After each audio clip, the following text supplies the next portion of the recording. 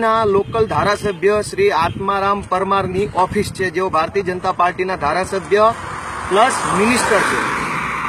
અહીંના ધારાસભ્ય ભાજપના છે, જિલ્લા પંચાયતના સભ્ય ભાજપના છે. અહીંયા લોકલ ગૌરક્ષાના સંગઠનો પણ ઘણા બધા કામ કરે છે અને બીજી ઘણી બધી સંસ્થાઓ છે. મારે તમને બતાવવું છે કે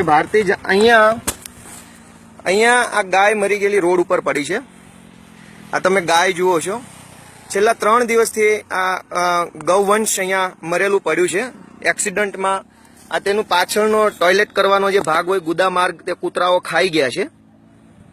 અને કોઈ ગૌરક્ષક, ગૌપ્રેમી, કોઈ ભાજપીઓ, ગાય માતાના રક્ષણ કરવા વાળો, કોઈ સાધુ, કોઈ બાવો, કોઈ ધુતારો, કોઈ સંત, કોઈ કથાકાર, કોઈ ફકીર કે ગાય માતા અને હિન્દુના નામના લવારા નાટકો કરવા વાળો કોઈ બી માણસ 3 દિવસથી અહીંયા મતલબ દેખાયો નથી. એનું ફેસ છે.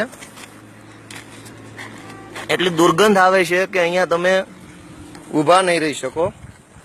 તો અહીંયા ગાય જે છે એ તમને ગૌવંશ છે.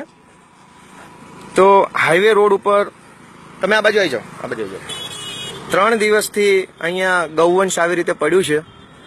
કોઈને દરકાર નથી. હવે આ બાજુ આવી જાઓ, પકડ. એટલે ગાયને તમે જાઓ પાછળ ઉપર.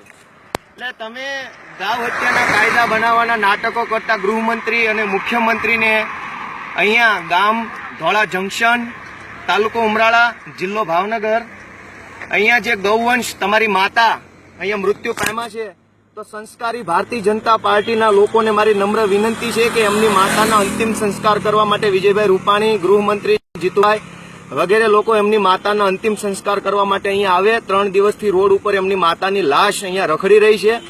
એટલે ગૌ માતા પ્રત્યે ખરેખર લાગણી હોય, ગૌવંશ પ્રત્યે લાગણી હોય, તો આ જે ગૌવંશ અહીંયા 3 દિવસથી એક્સિડન્ટ થાય અને દુર્ગંધ મારે છે, તો સંસ્કારી પાર્ટીના સંસ્કારી રાજનેતાઓને વિનંતી છે કે અંતિમ સંસ્કાર કરવાની મર્યાદા જાળવવા માટે થઈને આવે, લોકોને ઉલ્લુ બનાવવાના ધંધા બંધ કરે.